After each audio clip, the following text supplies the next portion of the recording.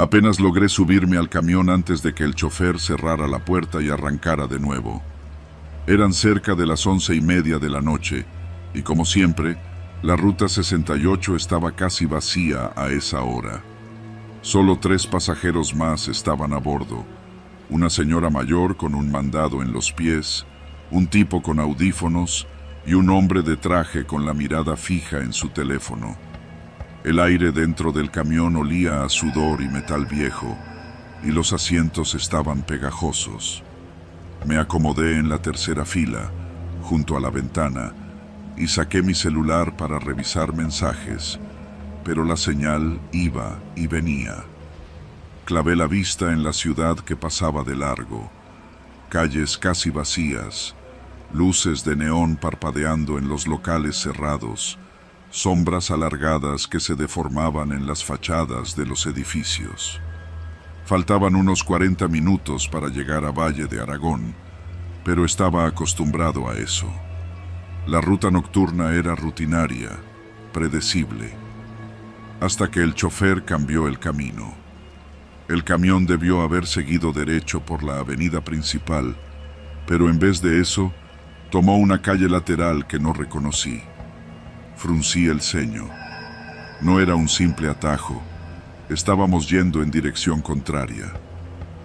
¿Por qué se metió por aquí?, pregunté, inclinándome un poco hacia adelante. El chofer no me respondió al instante. Lo vi a través del espejo retrovisor. Sus manos estaban tensas en el volante y sus ojos se movían rápido entre los espejos laterales. Finalmente, habló en voz baja, sin voltear. «Nos están siguiendo. No hables». Un escalofrío me recorrió los brazos. Lo primero que pensé fue que era una broma, pero cuando miré por la ventana, lo vi. Una camioneta negra, sin placas, avanzaba detrás de nosotros. Aceleró de golpe, cerrando la distancia. El hombre del traje alzó la vista de su teléfono. La señora sujetó con fuerza la bolsa de su mandado. El chico de los audífonos no pareció darse cuenta de nada. Yo solo pude tragar saliva. El camión dio una vuelta más, metiéndose en calles aún más oscuras. Estábamos en una colonia que no reconocía, con casas sin pintar y calles sin alumbrado público. La camioneta nos seguía de cerca.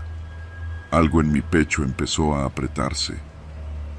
«No parpadeen las luces», ordenó el chofer, ahora con los nudillos blancos de tanto apretar el volante. «Si lo hacen, es porque nos van a cerrar el paso». «¿Qué hacemos?», pregunté, sintiendo que mi voz sonaba más débil de lo que quería. «No sé», respondió el chofer, «pero si nos cierran, ya valió madre». El hombre del traje se quitó los audífonos y miró hacia atrás. Su expresión cambió al instante. No dijo nada, pero sus manos apretaron los reposabrazos de su asiento. La señora mayor se persignó en silencio. El camión dio otra vuelta brusca y las llantas rechinaron. La camioneta no se quedó atrás. Aceleraron más. «¡Nos están alcanzando!», exclamó el hombre del traje. El chofer hundió el pie en el acelerador y el motor rugió con fuerza, pero el camión era viejo y lento.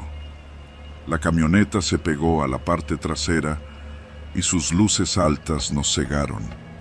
Sentí mi respiración descontrolarse. Algo estaba por pasar. Entonces lo vi.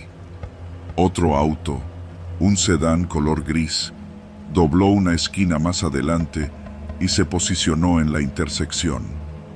Nos estaban cercando. «¡No frene!», gritó la señora. El chofer gritó una grosería y torció el volante. El camión se metió de lleno en una calle aún más estrecha, rozando los costados con los postes y las banquetas. La camioneta intentó seguirnos, pero el espacio era demasiado angosto y se quedó atorada. Nos sacudimos violentamente dentro del camión pero seguimos avanzando. Pasamos una esquina más y el chofer se detuvo en seco. Todos nos volteamos a ver. Nadie hablaba. El chofer apagó las luces interiores y esperó en silencio, con la respiración agitada. El motor seguía encendido, pero nadie se movía. Solo escuchábamos el eco de nuestra propia huida, rebotando entre las paredes de las casas. Pasaron 30 segundos, 1 minuto, y entonces el rugido de un motor. La camioneta estaba retrocediendo, liberándose del callejón. Mi pecho se comprimió aún más. «No nos van a dejar ir», murmuró el chofer.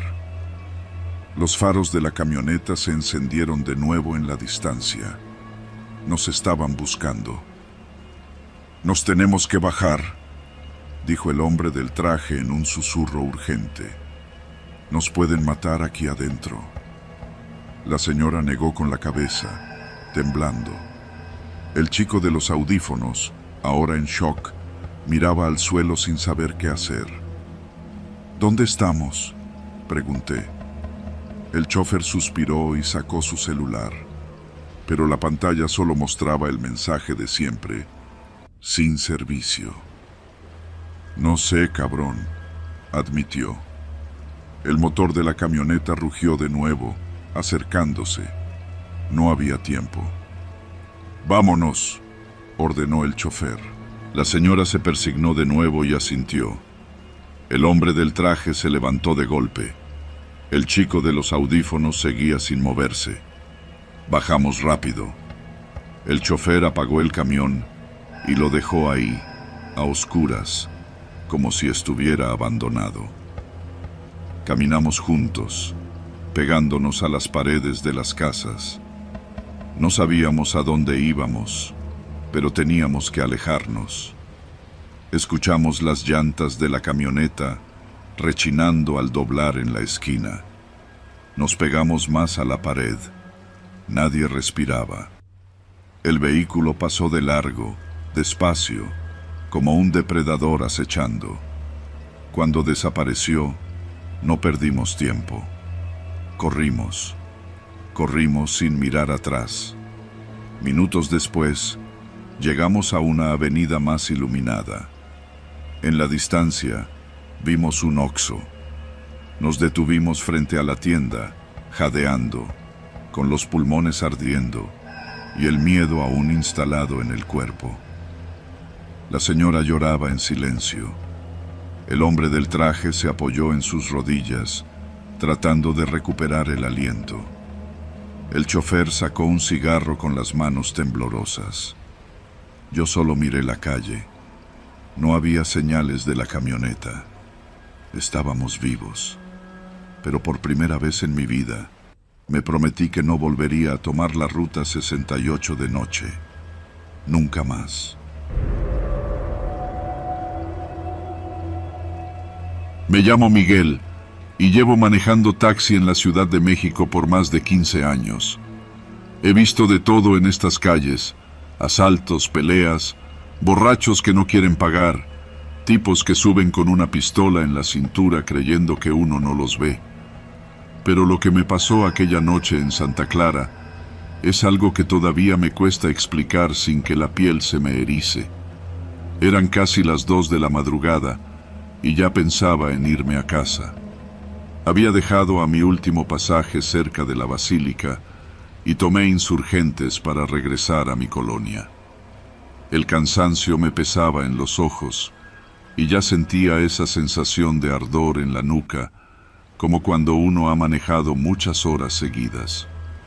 Justo cuando pasaba cerca del cruce con Misterios, me entró una solicitud por la aplicación. Destino: Santa Clara. Acepté sin pensarlo. No era una zona que me diera miedo. De hecho, conocía bien esas calles porque un primo vivió ahí hace años.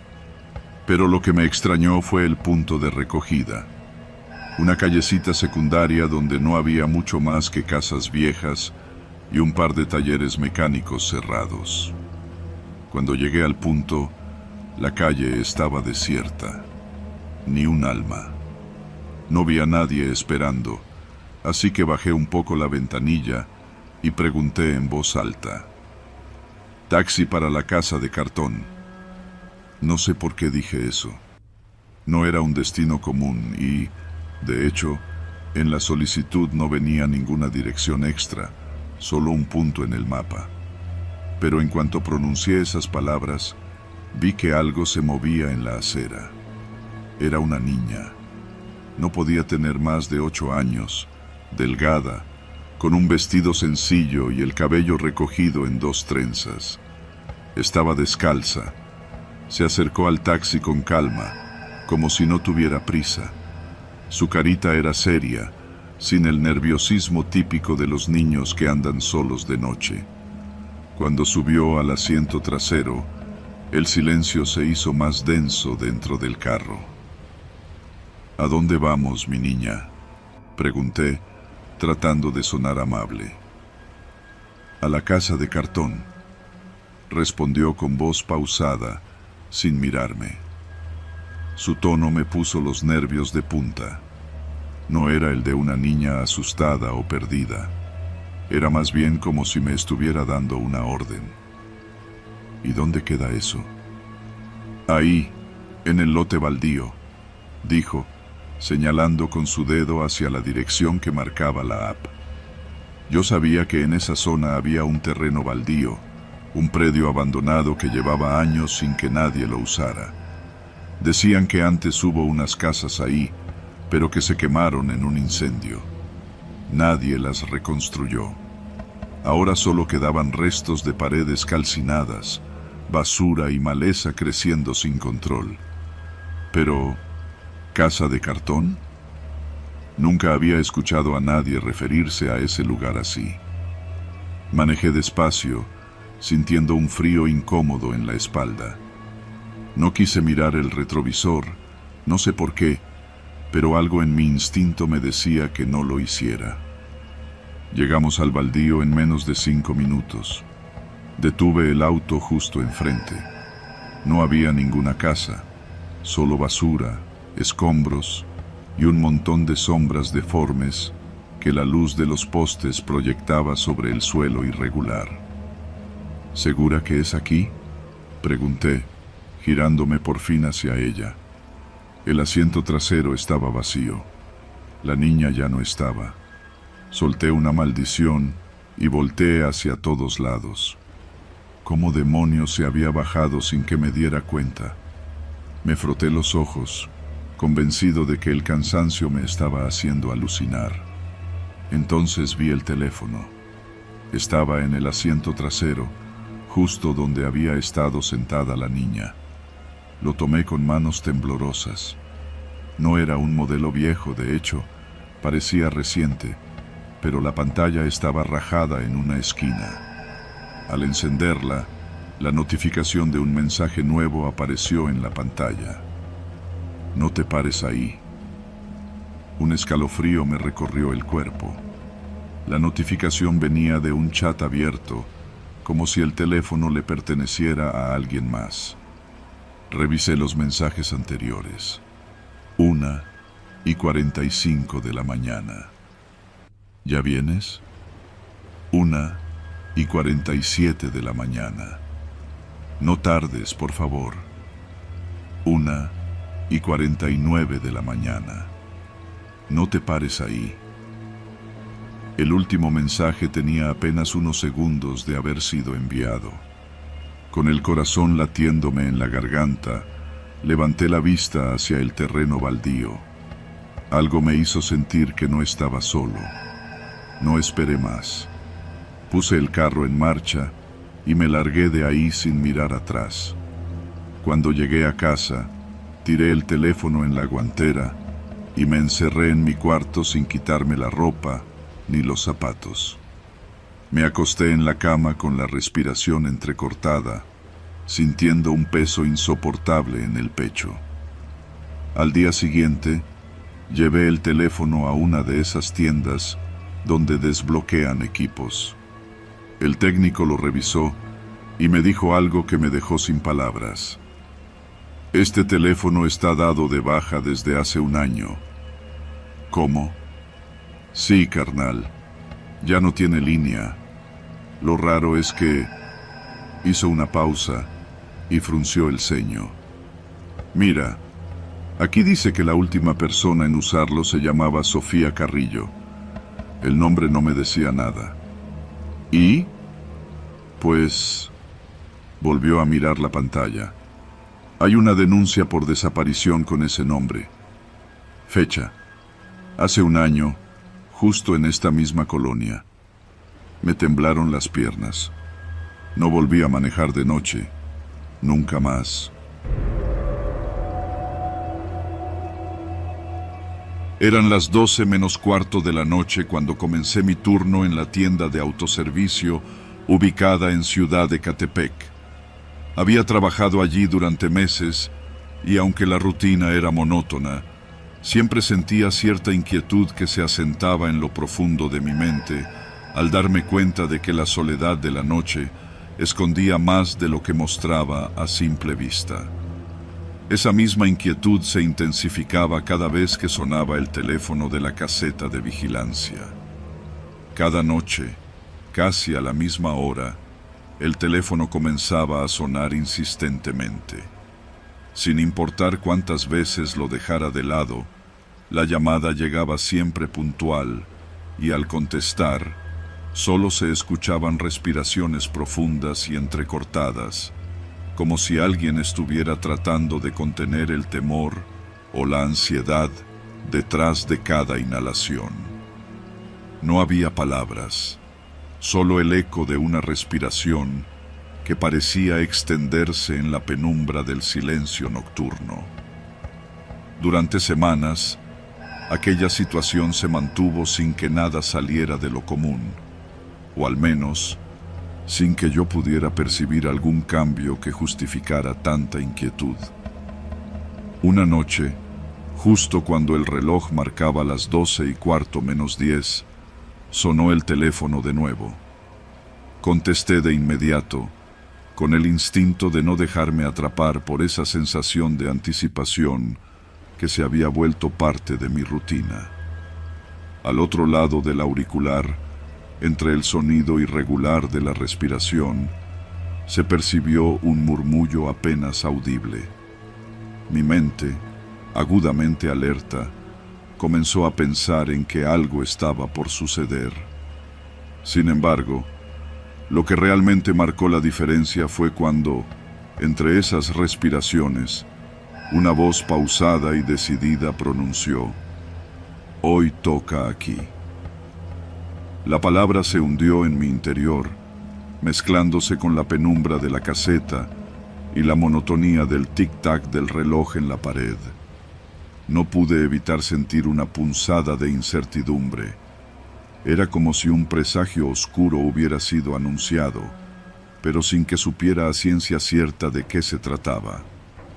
Dejé el auricular en silencio, con la sensación de que, a partir de ese instante, la noche tomaría un giro inesperado. Minutos después, mientras revisaba las cámaras de seguridad de la tienda, observé una escena que congeló mi racionalidad. Dos figuras, vestidas con ropas oscuras y movimientos precisos, se desplazaban con sigilo por la entrada principal. Eran individuos claramente armados, cuyos rostros se hallaban ocultos tras la sombra de gorras y bufandas. Su presencia era inusual y sus movimientos denotaban una organización fría y meticulosa. Sin mediar palabra, comenzaron a forzar la entrada, abriendo con destreza la reja de seguridad que protegía la zona de carga. Mi corazón latía con fuerza, pero la lógica me impulsó a mantener la calma. Desde mi caseta podía ver con exactitud lo que sucedía, y algo en mí me decía que debía mantener la distancia, que mi papel esa noche no iba a ser el de un salvador improvisado. Los intrusos se movían como sombras en la penumbra, dejando a un lado la caseta de vigilancia, ignorándola por completo, como si mi presencia no importara en el esquema del plan que ejecutaban.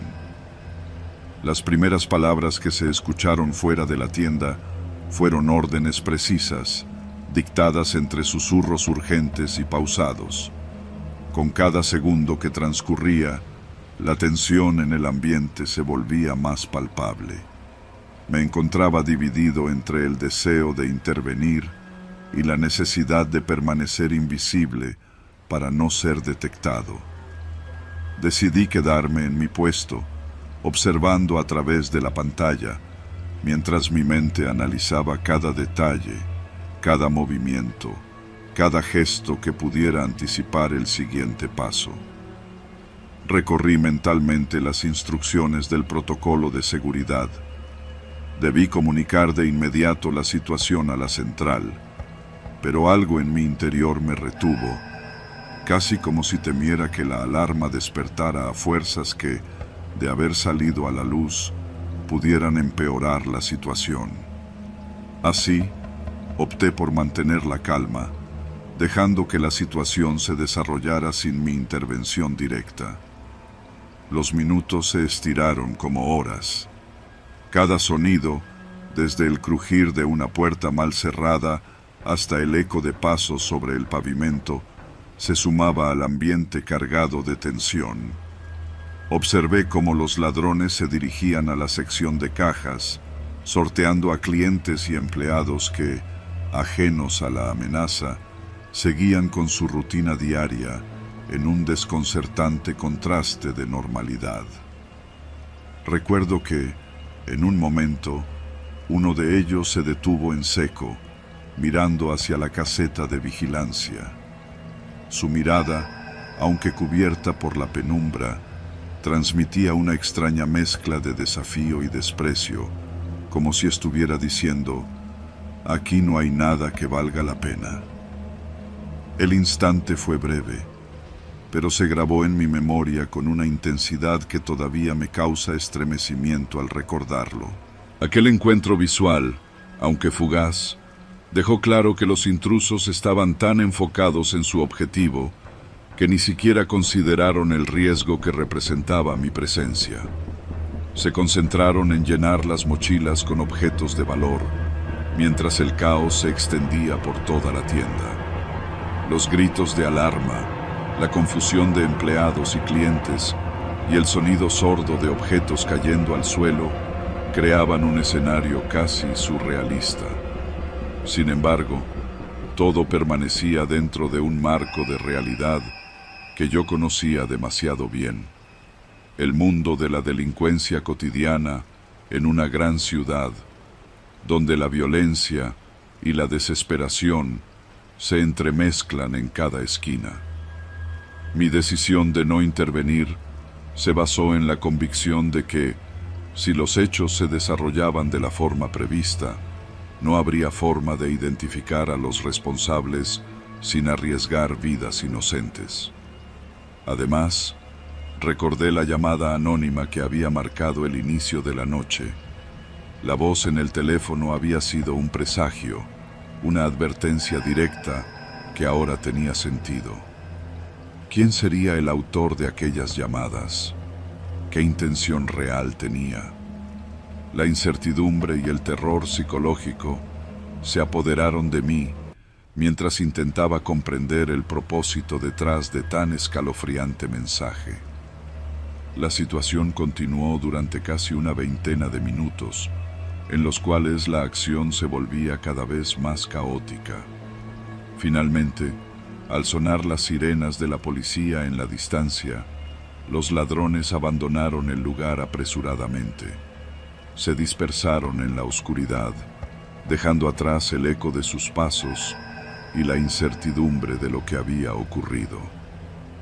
La central de seguridad llegó rápidamente y tras una minuciosa revisión de las grabaciones, se pudo confirmar la identidad de los sujetos, aunque la resolución del crimen quedaba en manos de las autoridades. Al terminar la jornada, me encontré reflexionando sobre cada detalle. ¿Acaso las llamadas nocturnas eran parte de un juego macabro orquestado por algún delincuente que, al igual que ellos, deseaba desafiar la ley? ¿O se trataba de un intento de manipulación psicológica para distraerme y mantenerme en alerta, permitiendo a los verdaderos autores del crimen operar con la seguridad de que yo estaría inactivo? No encontré respuestas claras, pero la experiencia dejó una marca indeleble en mi forma de ver el mundo. Durante los días siguientes, la noticia del asalto se esparció por el barrio y la tienda se convirtió en un tema de conversación entre los vecinos. Algunos decían haber visto a los ladrones, otros comentaban que la escena era el reflejo de una creciente impunidad en la zona. Yo, sin embargo, cargaba con la culpa silenciosa de haber sido testigo, en primera persona, de cómo el miedo y la incertidumbre podían ser tan poderosos como cualquier arma. Esa experiencia me obligó a replantear mi papel como guardia nocturno. Comprendí que, en un mundo donde el peligro acecha en cada sombra, la única salvación radica en la prudencia y en la capacidad de mantener la mente fría ante el caos. Aunque la noche de aquel asalto se cerró sin mayores pérdidas y logré sobrevivir sin tener que enfrentar directamente a los agresores, la lección quedó grabada en mí. El verdadero terror no siempre viene de lo sobrenatural, sino de la violencia cotidiana y de la imprevisibilidad humana. Hoy, al recordar esa noche, no puedo evitar cuestionar la normalidad aparente de nuestras rutinas. La voz anónima que susurró, "Hoy toca aquí", sigue resonando en mis oídos, recordándome que, en el mundo real, el miedo se esconde en los lugares menos esperados y que, a veces, la amenaza se presenta de manera tan silenciosa y meticulosa que apenas se percibe. Sin embargo, esa experiencia también me enseñó a valorar la importancia de la vigilancia y la discreción y a comprender que, incluso en las situaciones más críticas, la supervivencia depende de la capacidad de mantener la calma y actuar con precisión. Cada noche, mientras contemplo la oscuridad a través de las ventanas de la caseta, me pregunto si la llamada volverá a sonar. Y aunque la incertidumbre se cierne sobre cada segundo, sé que, pase lo que pase, debo seguir adelante, con la certeza de que la vida, a pesar de sus giros inesperados, siempre ofrece una segunda oportunidad.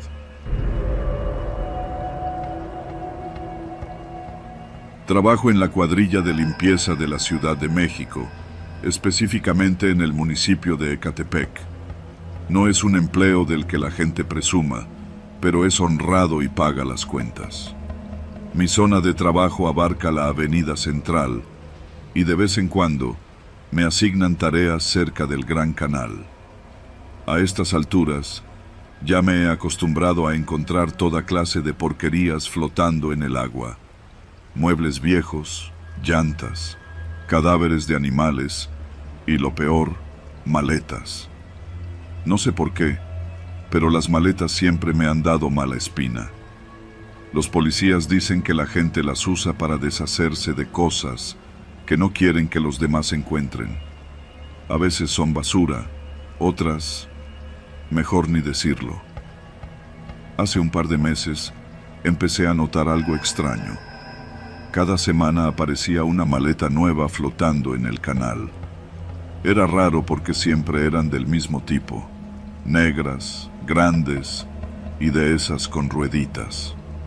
Al principio no le di importancia, pero después de la cuarta o quinta vez, algo me dijo que esto no era normal. Una noche, mientras limpiábamos cerca del canal, vi como una de esas maletas quedó atorada entre unas ramas cerca de la orilla. Mis compañeros ya estaban terminando la jornada y la patrulla que siempre nos acompañaba aún no llegaba, Así que tuve un momento de estupidez. Me acerqué, metí la mano con una vara larga y acerqué la maleta hasta la orilla. El agua sucia me salpicó los zapatos, pero no me importó. La jalé con fuerza y cuando la puse sobre el pavimento, me di cuenta de que estaba más ligera de lo que esperaba. Mi corazón latía con fuerza. Nadie me veía, así que decidí abrirla antes de que llegaran los policías. La cremallera estaba húmeda y sucia, pero se deslizó con facilidad. Dentro no había ropa, ni restos humanos, ni basura. Solo un cuaderno viejo, empapado y con las hojas pegadas. Lo saqué con cuidado y lo abrí. La tinta se había corrido en varias páginas, pero algo llamó mi atención al instante. Mi nombre estaba escrito una y otra vez en todas las hojas. No me refiero a que alguien con mi mismo nombre hubiera escrito ahí. No, era mi propia letra. Me quedé paralizado. Pasé las páginas con desesperación y todas, sin excepción, tenían mi nombre, garabateado con distintos grosores, como si lo hubiera escrito en distintos momentos y con diferentes niveles de desesperación. Mi cabeza empezó a dar vueltas. Miré a mi alrededor, buscando alguna explicación, pero no había nadie más. ¿Era una broma? ¿Quién haría algo así? Cerré el cuaderno de golpe y lo metí en mi mochila sin pensarlo. Unos minutos después, llegaron los policías y cuando preguntaron si habíamos encontrado algo raro, les dije que no. Esa noche no pude dormir. Me senté en la mesa de la cocina con una taza de café, viendo el cuaderno mojado como si fuera una bomba a punto de explotar. Lo abrí de nuevo, con más calma. En algunas páginas, mi nombre estaba escrito con trazos firmes. En otras, parecía tembloroso, como si la mano que lo escribió estuviera desesperada. Seguí hojeando hasta que encontré una página distinta. Era un mensaje. No abras la siguiente maleta. Mi piel se erizó. Ese mensaje estaba escrito con mi letra. Tuve que apoyarme en la mesa para no marearme. Yo no había escrito eso. Estoy seguro. Respiré hondo y revisé más páginas. Casi al final del cuaderno encontré otro mensaje, más borroso por la humedad, pero todavía legible. Si sigues mirando, ellos te encontrarán. Cerré el cuaderno de golpe y lo lancé al suelo. Me temblaban las manos. No entendía qué significaba todo esto. ¿Quién lo escribió? ¿Cómo terminó en esa maleta? Decidí dejarlo por la paz. Lo metí en una bolsa de plástico y lo escondí en el fondo de un cajón. Quizás alguien estaba jugando conmigo, aunque no entendía cómo habían conseguido mi letra. Pero las maletas siguieron apareciendo. Unas semanas después, me asignaron el turno nocturno cerca del Gran Canal otra vez. Esta vez, no quería acercarme al agua. Tenía la sensación de que algo me estaba observando desde ahí abajo, pero no pude evitarlo. Esa noche, 2 maletas aparecieron al mismo tiempo. Mis compañeros llamaron a la patrulla, pero yo no podía quitarles la vista de encima. Eran idénticas a la que encontré la vez pasada, y antes de que la policía llegara, vi algo que me dejó helado. Una de las maletas se movió. No fue el agua, no fue el viento. Se movió sola, como si algo dentro estuviera tratando de salir. Retrocedí. Sentí que el aire se volvía pesado, que la noche entera estaba conteniendo la respiración. Cuando llegaron los policías, no mencioné nada. Se llevaron las maletas y nos dijeron que siguiéramos con nuestro trabajo. Pero mientras nos íbamos, Uno de mis compañeros me miró con el rostro pálido. Güey, ¿viste la etiqueta en la maleta? ¿Cuál etiqueta? La de la orilla, la que estaba medio rota. Decía un nombre, el tuyo. Sentí que el suelo se abría bajo mis pies. No le respondí. No podía. Al día siguiente, falté al trabajo. No tenía valor para regresar. Y entonces, en la madrugada, sonó mi teléfono. Era un número desconocido. Contesté con la garganta seca. Al otro lado, solo escuché el sonido de una cremallera abriéndose lentamente. Y después, mi propia voz, susurrando, no abras la siguiente maleta.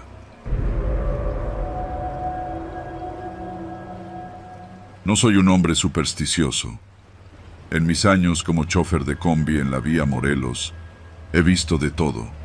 Asaltos, borrachos dormidos en los asientos traseros, parejas peleando a gritos y hasta pleitos entre conductores que terminan a golpes. Pero lo que me pasó con ese pasajero, eso me quitó el sueño por semanas. Todo comenzó hace unos meses, en una noche cualquiera. Eran casi las 11 y todavía traía la última vuelta. En una esquina poco transitada, cerca de una tienda de abarrotes con las luces a medio apagar, subió un hombre, alto, flaco y con ropa oscura. No dijo nada, solo se sentó en la parte de atrás, con la cabeza baja y las manos metidas en la sudadera. Cuando llegamos a un callejón antes del cruce con la avenida central, se levantó y me extendió un billete de 500 pesos. Lo vi sorprendido. El pasaje costaba menos de 20. ¿No tienes cambio?, pregunté. No contestó. Solo se quedó de pie, con el brazo extendido. Me incomodó, pero tomé el billete y le di su cambio. Bajó sin despedirse y se perdió en la oscuridad del callejón. Pensé que era un cliente raro más, pero al día siguiente y el siguiente, el hombre hizo exactamente lo mismo. Subía en la misma esquina, se sentaba atrás sin decir palabra, y al llegar al callejón, me daba otro billete de 500. El tercer día, traté de mirarle la cara por el retrovisor. Estaba pálido, como si nunca le diera el sol. Tenía los ojos hundidos y las manos demasiado delgadas. Se me puso la piel de gallina, pero me convencí de que no era nada. Una semana después, cuando ya me había acostumbrado a su rutina silenciosa, decidí probar algo. Oiga, patrón, ¿por qué siempre paga con 500? Nada. Ni siquiera levantó la mirada. Ese día, al llegar a su parada, le di su cambio, pero antes de que bajara, alcancé a ver que sus zapatos estaban sucios de tierra húmeda. Era raro, porque en esa zona no había parques ni terrenos baldíos con tierra suelta. Esa noche, la curiosidad me ganó. Después de dejarlo en el callejón, di la vuelta y pasé lentamente por la bocacalle. Lo vi avanzar entre las sombras, pero en lugar de entrar a alguna casa, cruzó la calle y se perdió entre un lote abandonado lleno de escombros y maleza. Me puse nervioso. ¿Quién camina todas las noches hasta un terreno baldío? Los días pasaron y la historia se repetía. Una noche, intenté seguirlo con la mirada un poco más, pero cuando giré hacia la esquina, ya no estaba. Se me hizo un nudo en el estómago. Decidí que no iba a seguir llevándolo gratis. No sabía quién era ni qué hacía en ese terreno, pero me inquietaba demasiado.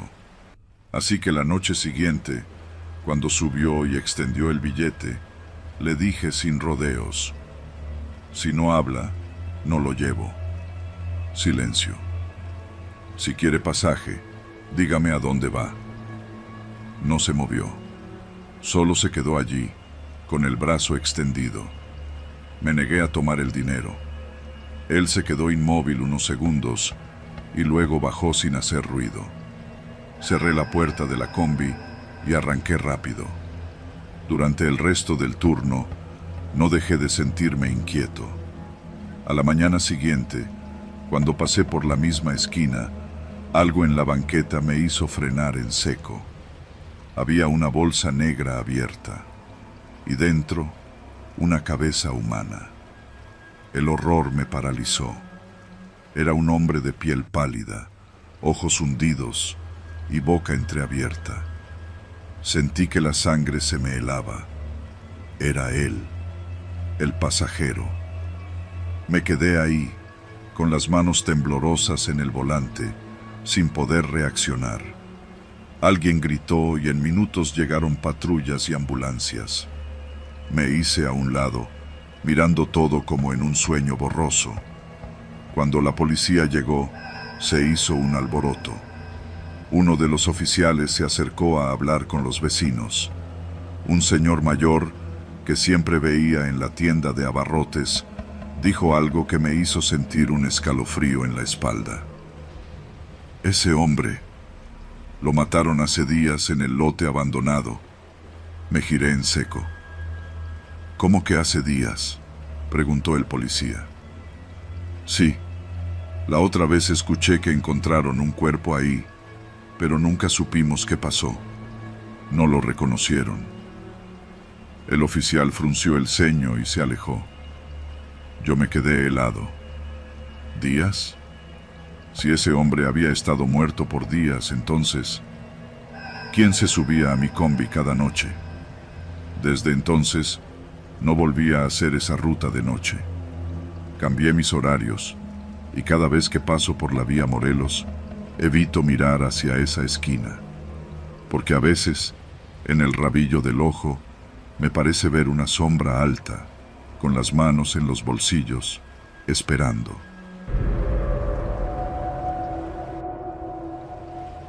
Soy Ernesto, repartidor de pizzas en la Ciudad de México. Llevo años en este trabajo y conozco bien la ciudad, sus calles, sus barrios y sobre todo los lugares que es mejor evitar después de cierta hora.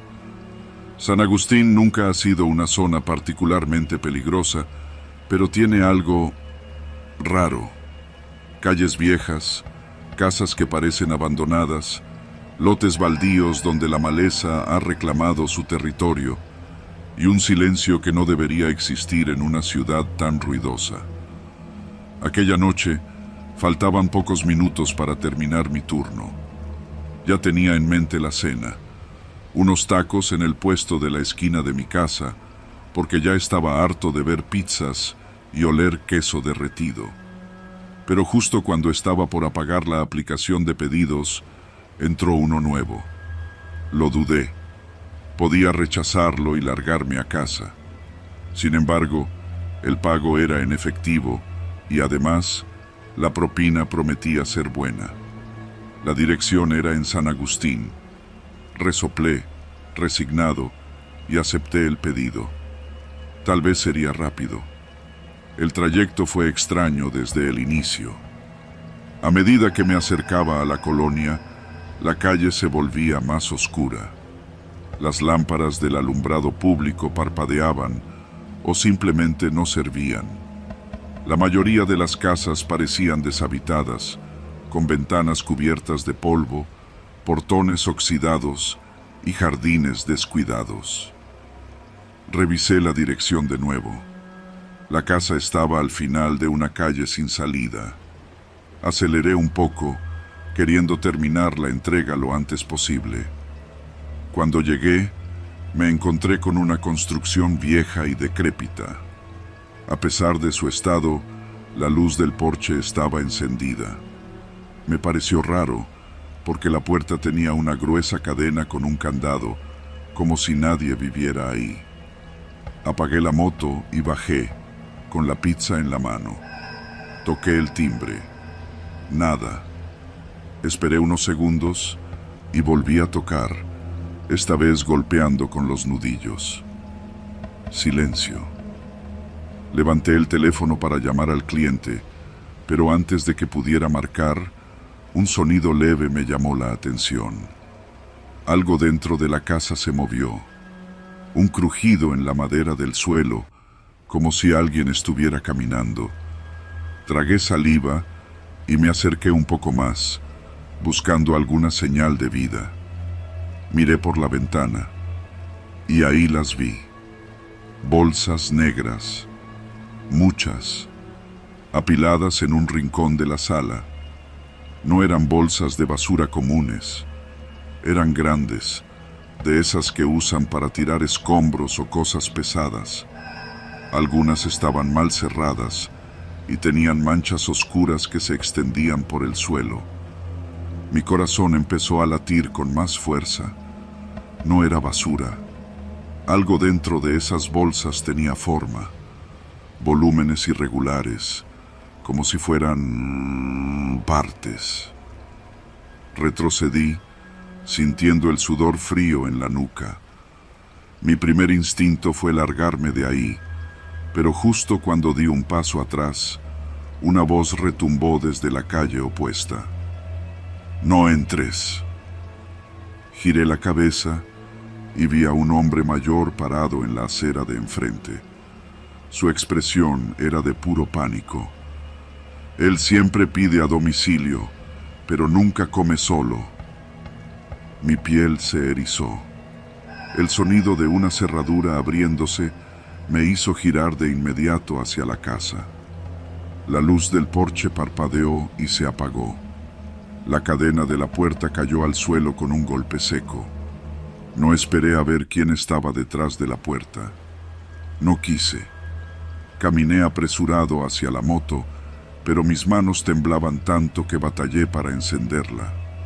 Miré de reojo hacia la casa y la puerta, que antes estaba asegurada con un candado, ahora se abría lentamente. No salía nadie. Solo veía la oscuridad del interior, profunda, como un túnel sin fin.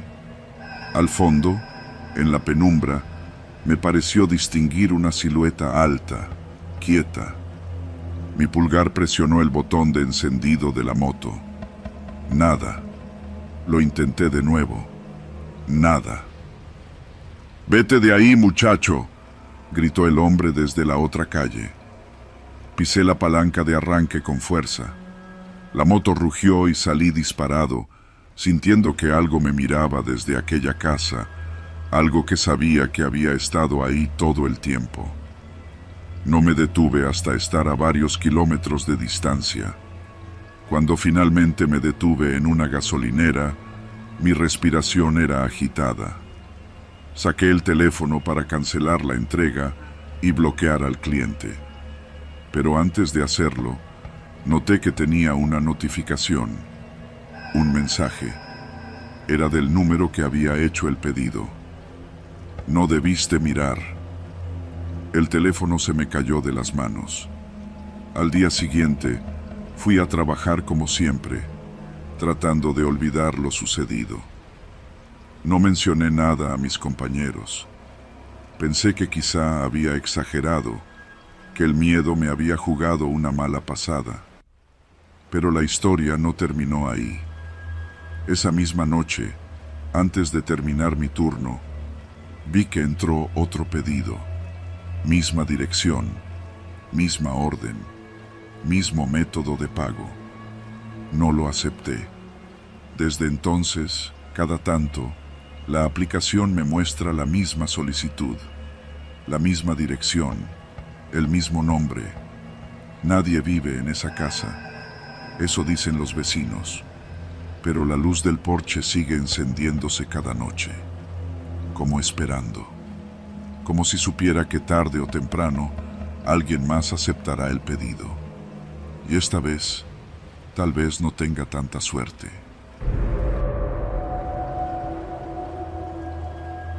Ciudad de México es un monstruo de concreto que nunca descansa. Los ruidos de los autos, los vendedores ambulantes y la música filtrándose de algún puesto callejero se mezclan con el eco de la vida diaria. Pero hay lugares donde el ruido muere, donde la ciudad parece aguantar la respiración, lugares donde lo peor puede pasar sin que nadie lo note. El túnel de la avenida Río de los Remedios es uno de esos lugares. Esa noche me vi obligado a cruzarlo.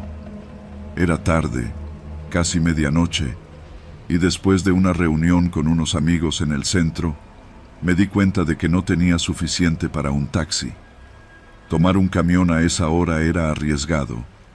Muchos ya no pasaban, y los que lo hacían estaban llenos de tipos que no querías mirar a los ojos. Así que decidí caminar. El túnel no era tan largo, unos 300 metros, pero estaba mal iluminado. Solo un par de faroles intermitentes a lo largo del trayecto, con sombras extendiéndose como garras sobre el pavimento húmedo. No era la primera vez que lo cruzaba, pero había algo en el aire esa noche. Algo que hizo que se me erizara la piel en cuanto puse un pie dentro. Era el silencio. A pesar de que sobre el túnel pasaban autos a toda velocidad, ahí dentro no se escuchaba nada más que mis propios pasos. Era como si el túnel estuviera aislado del resto del mundo, como si el sonido no pudiera salir ni entrar. Aceleré el paso. Fue entonces cuando escuché los pasos detrás de mí, lentos, constantes. No fue de inmediato. Primero, un eco lejano que pudo haber sido el mío, pero al avanzar, al subir el ritmo, los pasos siguieron sincronizados con los míos. No quise voltear, no de inmediato. Me dije que era otra persona cruzando, igual que yo, pero algo en la forma en que el sonido se mantenía, en la forma en que no intentaba adelantarme ni rezagarse, me puso tenso. Miré de reojo y lo vi. Un hombre, vestido de oscuro. No tenía nada fuera de lo común.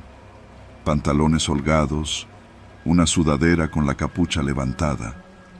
Su rostro se perdía entre las sombras, pero lo poco que vi no tenía expresión. No miraba el suelo, ni sus manos, ni siquiera el túnel. Me miraba a mí. No dijo nada. Yo tampoco. Seguí caminando, con los músculos tensos. El tipo mantenía el ritmo. Cada paso que daba, él lo repetía. Cada vez que respiraba, sentía que él también lo hacía. Los faroles parpadeaban sobre nuestras cabezas. Las sombras parecían moverse con vida propia. A mitad del túnel, la sensación en el estómago se volvió un nudo insoportable. Y entonces, él se detuvo. Fue tan repentino que mi cuerpo reaccionó antes de que mi mente procesara lo que pasaba. Frené un poco más adelante, sin querer, sin pensarlo. Algo me obligó a girarme. El hombre me miró de frente y habló. Hoy no te tocaba. No lo dijo con amenaza. No lo dijo con compasión. Fue un simple enunciado, un hecho. Un escalofrío me recorrió el cuerpo. Abrí la boca para preguntar qué quería, pero antes de que pudiera decir algo, él dio media vuelta y regresó por donde vino, sin apurarse, sin mirar atrás. Yo no me quedé a averiguar más.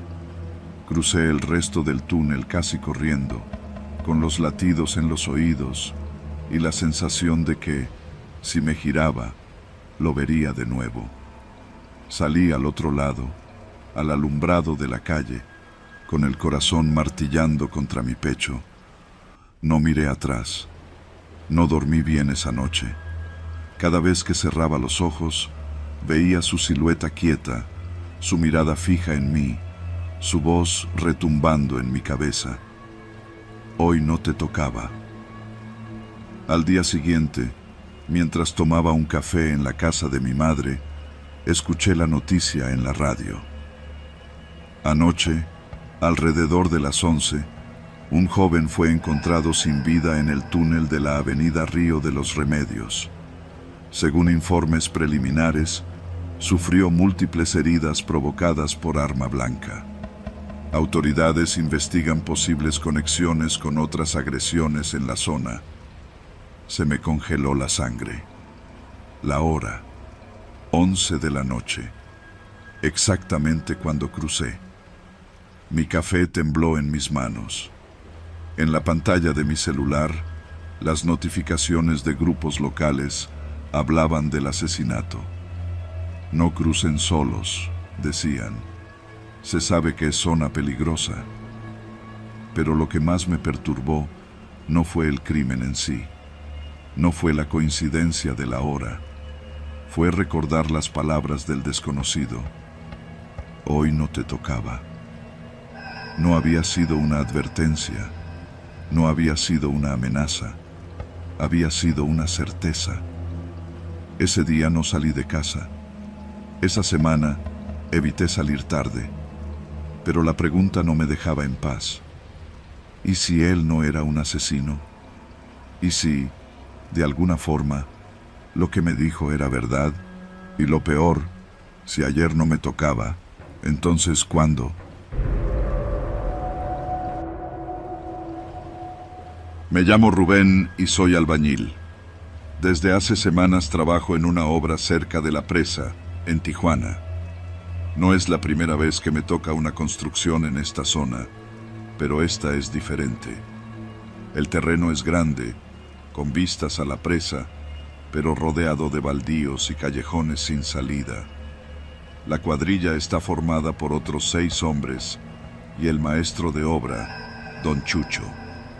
Somos pocos porque la construcción apenas empieza. Llevamos un mes y aún seguimos con la cimentación y el armado de los muros.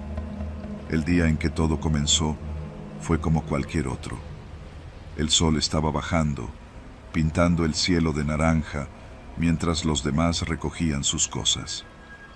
Yo me quedé un poco más porque quería terminar un muro antes de que se secara la mezcla. Fue en ese momento cuando lo vi. Un hombre alto, delgado, vestido con un traje negro bien planchado. Estaba de pie sobre la grava, en el borde de la obra, sin casco ni botas, como si la tierra suelta y los clavos oxidados no fueran nada para él.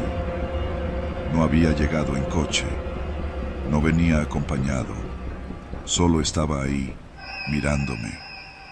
Me enderecé, limpiándome el sudor con el brazo. ¿Le ayudo en algo, jefe?, pregunté. El hombre sonrió, pero no era una sonrisa amigable. Era una de esas sonrisas que no llegan a los ojos. Tienes una deuda pendiente. Fruncí el ceño. Creo que se equivoca. Yo no le debo nada a nadie. El hombre no contestó de inmediato. Solo inclinó la cabeza, como si estuviera analizando mis palabras. No todas las deudas son de dinero, dijo al fin. Mi piel se erizó, pero traté de no mostrarlo. No sé de qué me habla, patrón. Él extendió la mano. En la palma tenía una caja de cerillos. Tómala. No entendí por qué, pero la tomé. Era una caja normal, de cartón gastado, de esas que se consiguen en cualquier tiendita. En cuanto mis dedos tocaron el cartón, el hombre se dio la vuelta y comenzó a caminar hacia el baldío. Lo vi alejarse con pasos lentos, sin voltear ni una sola vez. Me quedé ahí parado, con la caja en la mano, sintiendo que algo andaba mal. Esa noche llegué a mi casa más cansado de lo normal. Dejé la caja de cerillos sobre la mesa sin pensar mucho en ella y me acosté en mi catre de madera. No sé a qué hora desperté, pero el calor en la habitación era insoportable. Me costaba respirar. Me levanté y caminé hacia la puerta. En cuanto la abrí, un resplandor naranja iluminó la calle. La casa de mi vecino, don Agustín, estaba en llamas. Las llamas salían de las ventanas, retorciéndose como lenguas de fuego. El techo de lámina crujía y las paredes empezaban a derrumbarse. Corrí hacia la cerca y grité su nombre. ¡Don Agustín! ¡Don Agustín! Nada. Las llamas rugían, el calor me quemaba la cara. Los vecinos empezaron a salir de sus casas, algunos con cubetas de agua, otros solo para mirar con horror. El sonido de las sirenas llegó a lo lejos, pero yo no podía moverme. Fue entonces cuando sentí algo en el bolsillo. Metí la mano y saqué la caja de cerillos. Estaba abierta. Dentro, los cerillos no estaban nuevos. Había varios usados, con la cabeza quemada. El estómago se me hizo un nudo.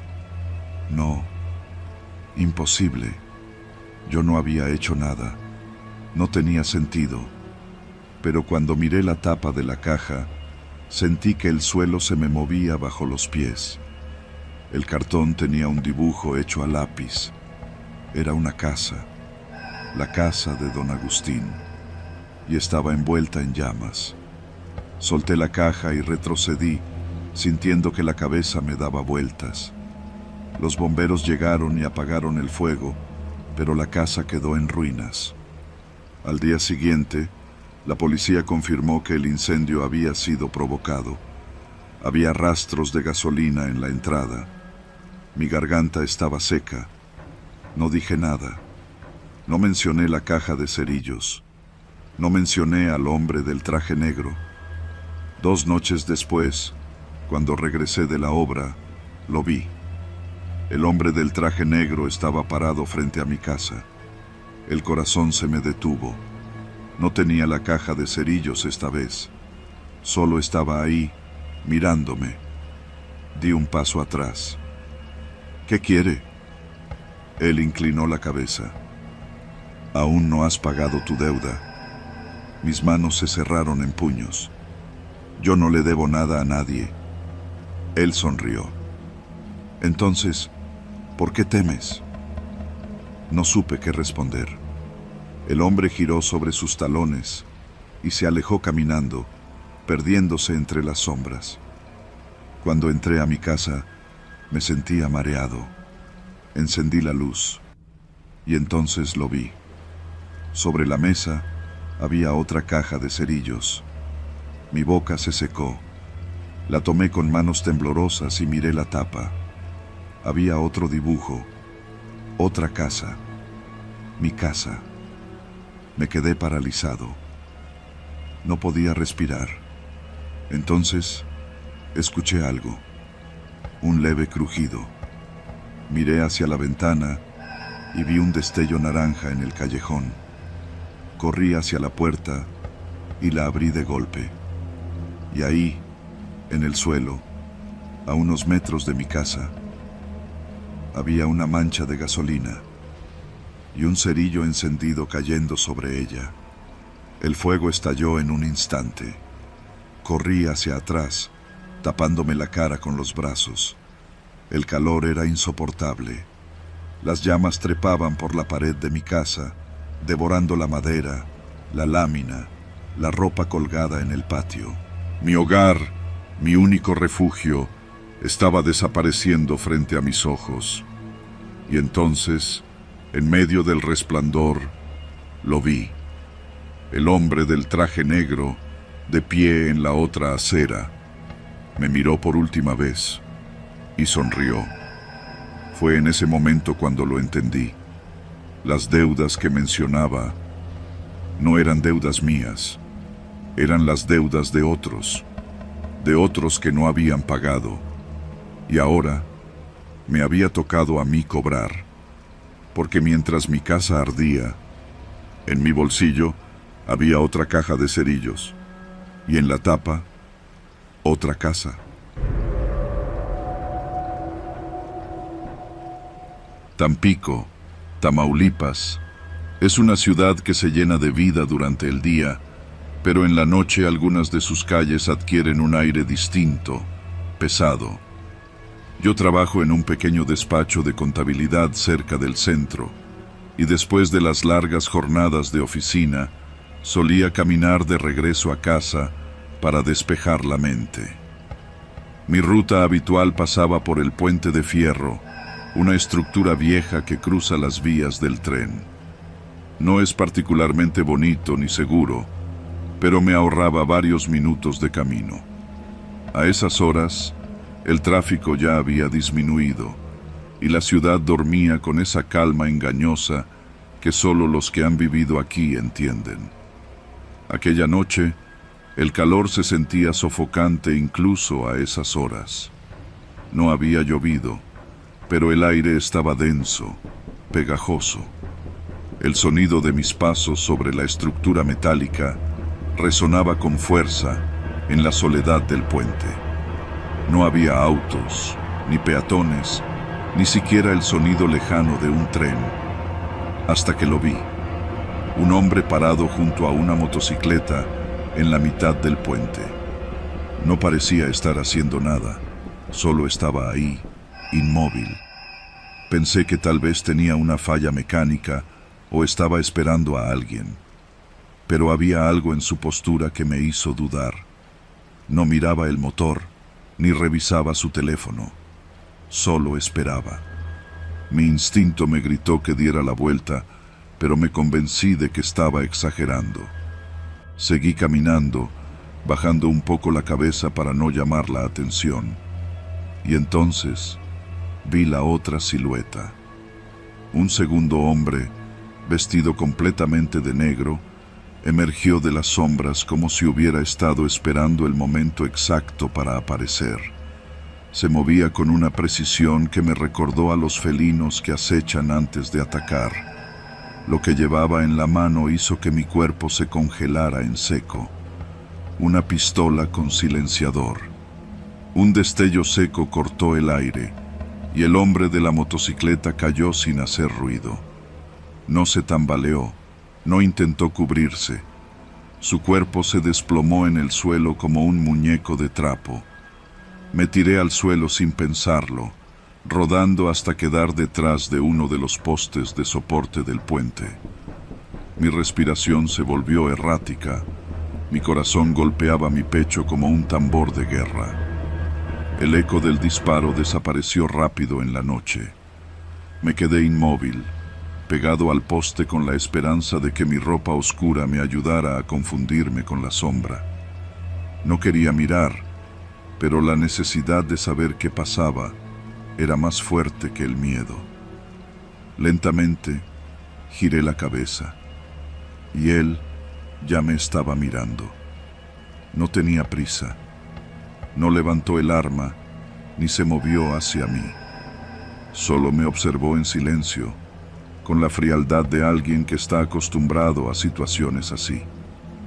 Llevó un dedo hasta sus labios en un gesto inequívoco. «Calla».